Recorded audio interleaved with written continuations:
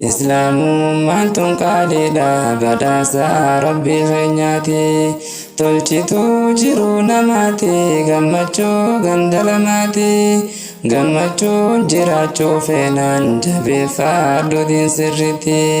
Islaamummaan tun qaaliidha badhaasa Rabbii keenyaati. Tolchituu jiruu namaati gammachuu ganda lamaati.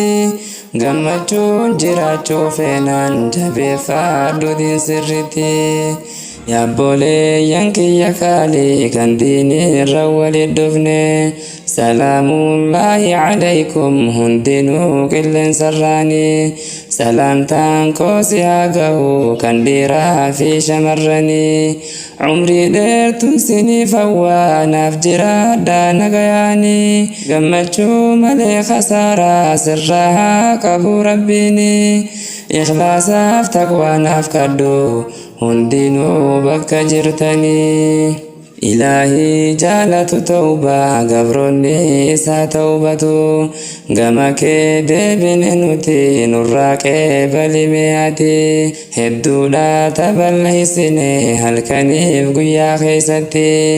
Takkalleen sirraan dhokattu ni beeytaa yaa Rabbi ati. Yaa beekaa waan qoma keessa ana isaattiin sirraa dheeysaa. Gabrootan kan keeti nuti nuuf araarami me'ati. Yaa Rabbi ghafir dhunubana Rabbii koo kanan si kadhaa. Islaamummaan tun qaaliidha badhaasa Rabbii keenyaati. Tolchituu jiruu namaati gammachuu ganda lamaati. Gammachuun jiraachuu feenaan jabeeffadhu diin sirriitti. Islaamummaan tun qaaliidha badhaasa Rabbii keenyaati. Tolchituu jiruu namaati gammachuu ganda lamaati. Gammachuun jiraachuu feenaan jabeeffadhu diin sirriitti. Yaa beekaa wanti takkalleen dhokotee isa jalaa nafne. Qa makhluuqa samiif dachii hunda siif dinaajamne. Gabbartiin si fakkaataati kanaafi nu sitti amanne. Waa hedduudhaaf niyyaa qabna bakka nuuf gahime ati. Kan rakkaataa furuun jiru samii fi dachii keessatti. Kuniidhaan taasif taati dandeettiin teete yaa Rabbi. Nama diin kanaan milkaawee Ilaahi nu godhiyaati. Islaamummaa faaya jiru niimaan sirra caaltuun jirtu. Kasiinoolee bulee hundu kasaaraa waa isaan jirtu. Heera guuturri nan qabne wanti sirra caaltuun jirtu. Kan jaalatuuf Rabbi kennaa eenyutu isa gaafata. Faaya qaalii kana qabna nuti waan dhabne maal qabna. Ilaahi nun baasin qullaa diin kan kee qaalii kanarraa. Islaamummaan tun qaaliidha badhaasa Rabbii keenyaati. Tolchituu jiruu namaati gammachuu ganda lamaati. Gammachuun jiraachuu feenaan jabeeffadhu diin sirriitti. Islaamummaan tun qaaliidha badhaasa Rabbii keenyaati. Tolchituu jiruu namaati gammachuu ganda lamaati. Gammachuun jiraachuu feenaan jabeeffadhu diin sirriitti. Yaa jiru islaamummaa dasii raahaa qalbii ilma namaa. Si keessaa higannuuf burqaa hayaanni jiru ilma namaa. Akka nama seera hin qabne ta'uun keenya kun maaluma. Waan barbaadde yoo gaafatte adillaadhaan siif himamaa. Arra kana dhiifne nuti maaliif taana duudaa jaamaa. Yoo diiniidhaan bulle malee wallaahi teenya sabrumaa.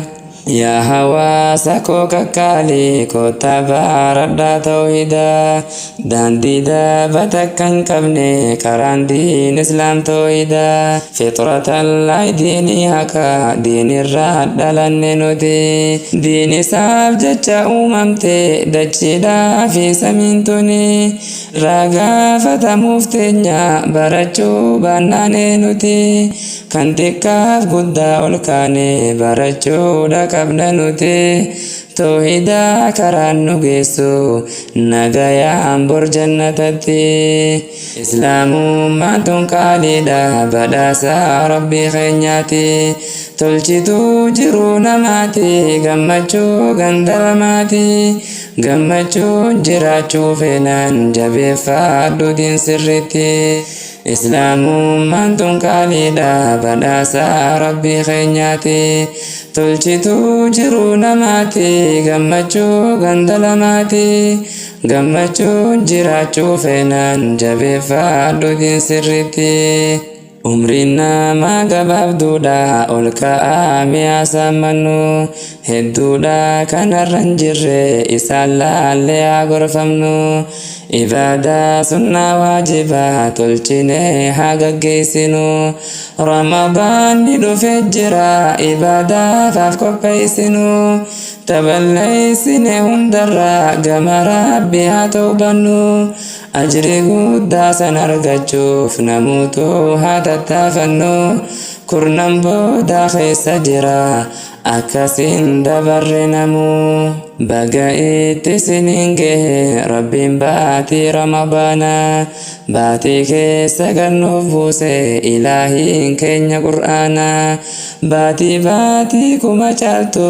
ta rabbiin keenya dubbatu 8 hulaa jannataa kan isii keessa banamtu tan 7 hulaa azaabaa isii keessatti cufamtu baatii gurguddaan shayxaanaa isii keessatti hidhamu islaamummaan tun qaaliidha badhaasa rabbii keenyaati tolchituu jiruu namaati gammachuu gandalamaati gammachuun jiraachuu feenaan jabeeffadhu diin sirriitti islaamummaan tun qaaliidha badhaasa rabbii keenyaati tolchituu jiruu namaati gammachuu gandalamaati gammachuun jiraachuu feenaan jabeeffadhu diin sirriitti